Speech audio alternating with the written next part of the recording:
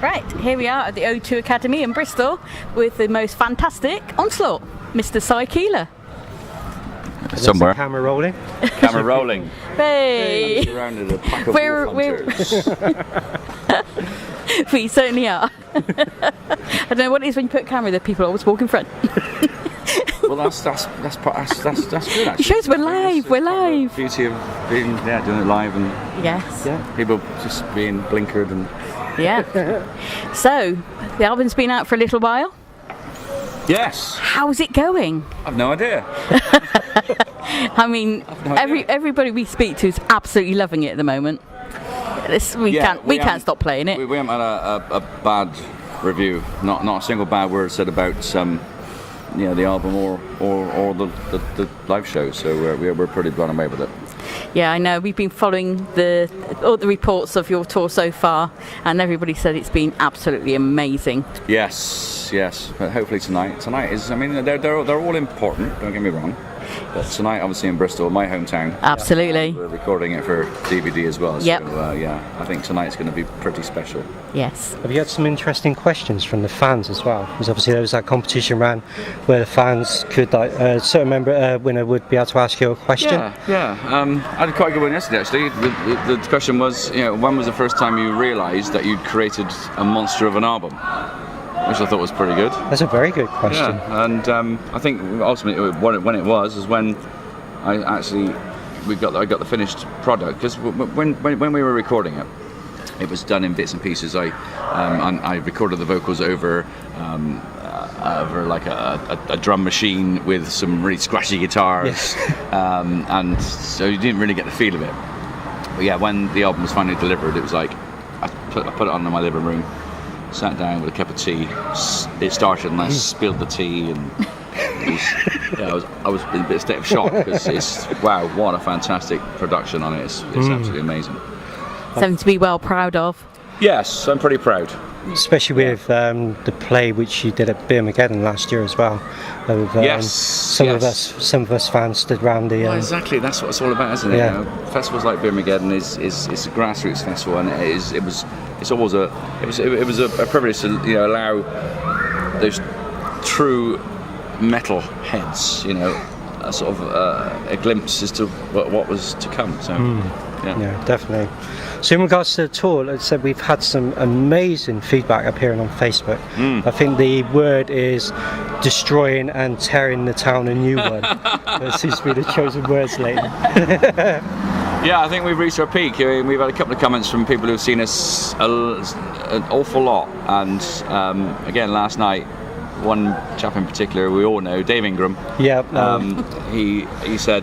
He put a post on Facebook this morning and said, I've seen Onslaught so many times, but last night was the best I'd ever seen them. So, yeah, I think we feed off the crowds as well. If the crowd is lively and we get a good amount of people in, then you feed off that and you just raise your game. Excellent.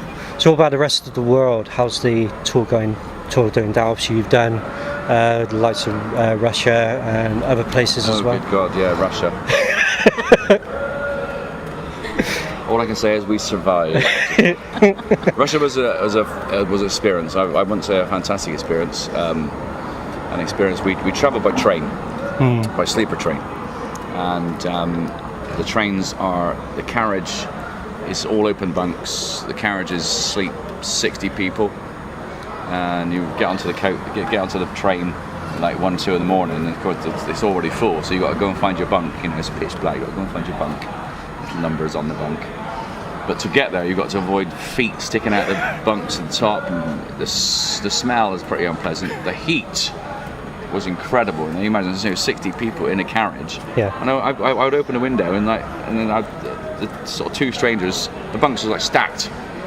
And I opened the window, it's like, I can't breathe. And the two strangers beneath me would say, in Russian, like, shut the window. I can't breathe. It's all pouring off me,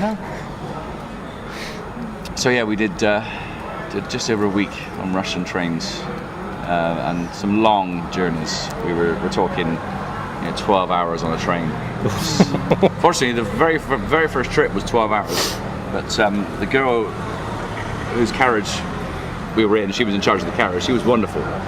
She saw like we were like scratching our heads and completely bewildered as to where we were, and she like helped us to our bunks. And the next morning, she actually came around with a cup of tea for us. Oh. Wasn't that awesome? Yeah. So if you get to see this lady on the train from Moscow to, I can't remember where it was we were travelling, but you were awesome. It was awesome. Cakes, all free. Oh, cakes, brilliant. tea. Yeah, it was great. That sort of helped us, help the morale. Morale up, chaps. And when you got to the venues, how was it in then? You know, after all this travelling, was it worth it when you got to the venues? Yeah, it's always worth it. I think some of the crowds were quite small, but we were playing some quite bizarre towns. You know, you walk out the train station was still, you know, communist built architecture. You walk out the train station, there'll be a huge statue of Lenin in the square outside. So it was all quite intimidating, really. And you know, these big Russians speaking to you in their big Russian voices, like. But yeah, it was amazing. We met some wonderful people. You know, I heard so many stories of you know, 80s Russia and how, you know, tape trading. Someone would literally smuggle an album into the country, whether it be a 12-inch vinyl or a tape, smuggle it into the country and then do copies of it in a basement. You know, and they used and one story I heard was that these guys used to have this little hideaway in a basement of a shop, I think it was, and they used to go in there like 2 or 3 nights a week, drink some cheap vodka and listen to music, listen to Western metal. It's a fantastic story. That's excellent. Fantastic story. You know, you just can't believe, you know, coming from, you know, what our experiences, you know, complete freedom, to like, you know, being suppressed as they were. You know, Western music was completely illegal. You know, if you were caught, you go to prison, or worse. Wow. Some of those, even the sentences were a lot worse for the Russians. That's right. Yeah. So I always remember watching the big gig Scorpions did. That's right. With the Russians with their all armed up machine guns. And their big, intimidating caps. How can a cap be intimidating? But they are, these real sharp peaks on them, like they look mean in their military. So, yes, sir. But yeah, I remember seeing that. You know, that was incredible, wasn't it? They were beating the kids were going mad. They were beating the kids with their batons and different world. It's a completely different incredible culture. Yeah, different culture. It is. We've got a couple of questions. Oh my Obviously, goodness. Where you guys have been on tour, especially last night, it was a case of they've had some fans being able to ask you questions, so we thought, let's see if we get the fans, we'd ask a question for them. So we chose 3 of the best ones. So this one's from Mike Bauer. Hi, Mike. Basically, you're playing at Birmingham this year. Yes. Are you looking forward to it? And Very what much. do you think of the lineup? It's awesome. Jim's got his finger on the pulse, and for me, the grassroots metal scene is the most important metal scene. You know, there's been debates over you know where the future of metal lies. Where's the next, you know, big headliners going to come from? Yeah. You've got to support at grassroots level to be able to.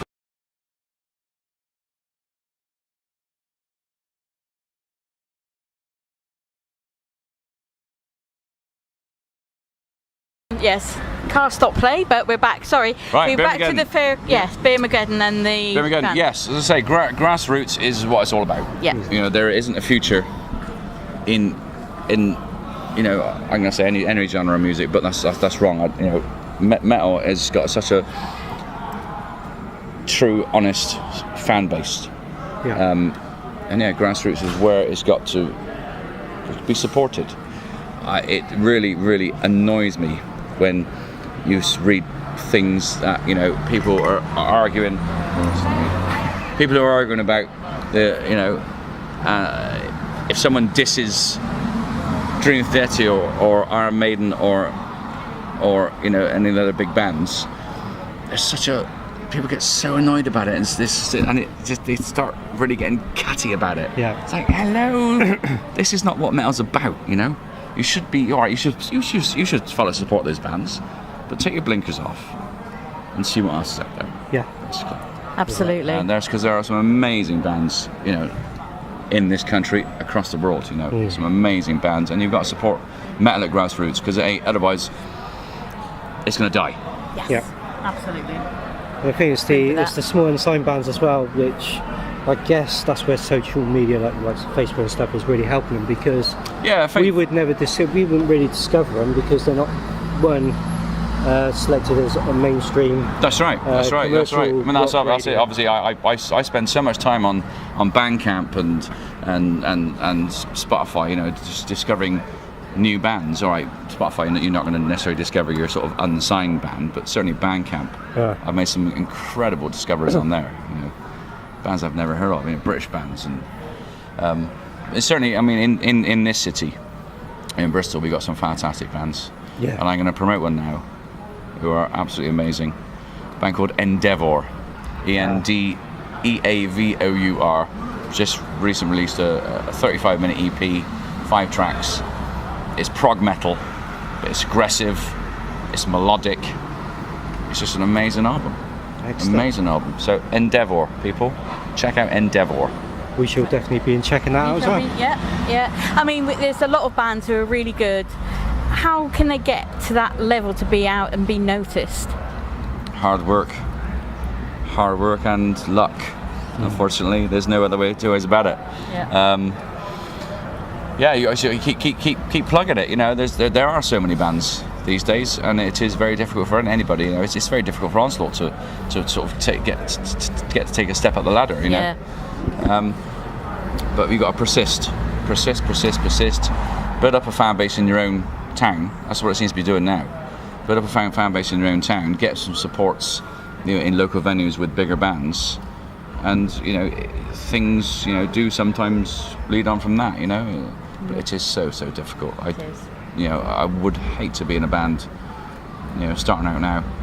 You know, trying to get somewhere with your music, because people are writing music, and of course they're writing music to their best ability, and you know, in your own mind, it's amazing, and yes, a lot of it is amazing. Yeah. Don't get me wrong, you know, and I'm not going to say a lot of it is absolute rubbish, because that's not fair to say that. You know, people are playing it to the best of their abilities. But to just you know, support your local scene wherever you are. Get out and see some local gigs. Again, in Bristol, we've got a little place just up the road here. Was an after show party tonight called the Griffin. The capacity of the place is like 75. Yeah. It's a little triangular room upstairs, and every weekend there are like 4 or 5 bands playing there, all from this area. Excellent. Yeah, and that's where it is. You know. Right. Question number 2. Question number 2, which sort of like refers to sort of like one of your lyrics. All right. Actually. It's from Graham Badgerwaller. Hi, Graham. If you don't have blood to hand, what else would you spit into the face of God? Well, it definitely wouldn't be a good single malt, and it definitely wouldn't be a nice spiced rum. Oh my goodness, that's a difficult question, isn't it? I could be very disgusting. No, I wouldn't do that. No, good question, Graham. Well, I can't really answer that. Actually, you've got me stuck. You stumped me on that one. No, probably Carling Lager or something, or some of those horrible, revolting drinks. Yeah, I'll spit that in the face of God. As I say, definitely not a good Scottish single malt or a good spiced rum. Or Jägermeister. I keep that to myself. But some cheap crap drink, you know. Excellent. And third question comes from Craig Metal Russell. Hi, Craig. Basically, if Onslaught could produce a beer, what would you call it? Now then, we've sort of not discussed it, but it's sort of in passing in rehearsal. I think a few weeks ago we were thinking about names. And I think the favourite one was 66 fucking 6. Can I say it's? Yeah. It's your interview. Yeah, we're going to call it 66 fucking 6, or Burn, Or can we say, there's so many song titles already you could use, isn't there? You know, Destroyer of Worlds. That'd be a good thing for a beer, wouldn't it? That'd be a good one. Yeah. Destroyer of Worlds on your bottle. Destroyer of Worlds. Chaos Ale. That'd be a good one. Make it really, really strong so it does create chaos. Maybe we can rebrand Bucky or something. Yeah, wouldn't it? Yeah, Bucky Chaos. It does anyway. But yeah, funny enough, we were discussing it. We've got so many local brewers around here, and I think when we stop touring, I'm gonna go visit a brewery and see if we can get an ale produced. That would be awesome. Because these people are always producing new ales. So I think what's the procedure? I mean, it's not going to cost anything, and if they can, sell it to the metal crowd, Maiden's Trooper. What a lovely beer that is. Yeah. What a gorgeous beer. And then you've got. Have you tried the Power Driver? Status Quo? No, I haven't tried that yet. Oof, that's I've seen it. No, but we'd definitely go for a beer, not a wine. I mean, I can't believe it. Motorhead went for a wine. Slayer did as well. Slayer went for a wine? Yeah. What's all that about? It's a ladies' drink. Maybe because they whine sometimes. That's just not right, is it? That's just not right. It's got to drink a good ale. It's got to be, a good ale. Or a strong whiskey, one or the other. Yeah. Yeah, single malt whiskey. That can be a bit more difficult to get your name on it, to brand it. Yeah. I think, I'm definitely going to go explore and see where we can go with that. Excellent. Yeah, get it brewed in Bristol. So we got several microbreweries in the city, and they produce fantastic beers. So something worth exploring. And there's an excellent pub there to have on. There is indeed. Yes, an excellent pub indeed. Yeah. The oldest pub in Bristol. Circa 1500, so it's 500 years old. Obviously, it became the Hatchet Inn, as we see there, in 1606, which is incredible for the pub to still be standing there. And look at it, what an amazing building.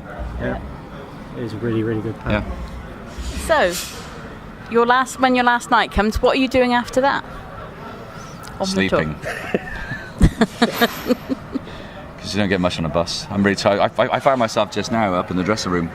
I sort of sat down, just sort of like chill out for. I sit down and chill out for 5 minutes. It's been a hectic week, And all of a sudden, I was woken up by Mike's bass drum thundering through the wall, and then Nigel's guitar. And think, oh my goodness, And I just got down on stage, and I'm like, oh, God, I can't speak. I can't. Give me a coffee, or something hot. Yeah. Super. So obviously, it's have a week's rest. Put my feet up. Although this is only a short tour, the shorter tours tend to be more hectic. Yeah. Because you're doing interviews. Yesterday I did 3 interviews, and the day before it was 2, and you don't find out that you got too much time to yourself. You get off the bus having had a patchy night's sleep. You've always got to be in a good mood. You can't get off the bus and it's like, fuck you world, fuck you today. Well, I don't do it. I'm pretty happy-go-lucky guy. Anybody who knows me will know that, So say that the short tours tend to be the hectic ones, and I think come Tuesday morning, well, I probably won't get out of bed until Tuesday evening, and there's rest for a few days. Excellent. Have a few beers. Yeah. And then seriously, I might go down next week actually, see if I can approach a few breweries. Sounds like a plan to me. Well, so thank you so much for taking time. Thank you very much, guys. You've been awesome Absolute as pleasure. ever. Madame. Continental. And Chante. And metal. Oh yeah. I'm really looking forward to seeing you take to the stage tonight. Yes. It's been about a hometown gig. I'm less nervous about this one than any, because some people will say playing in front of people you know, playing in front of your family and your friends and people you see in week out is more difficult. But I'm so much more relaxed playing in front of people I know. It's bizarre. Yeah. I got absolutely no nerves at all. Usually by now I'm like get a bit. But no, tonight I should go have a few beers. Not a few, one. Excellent. All right. Thank you very much.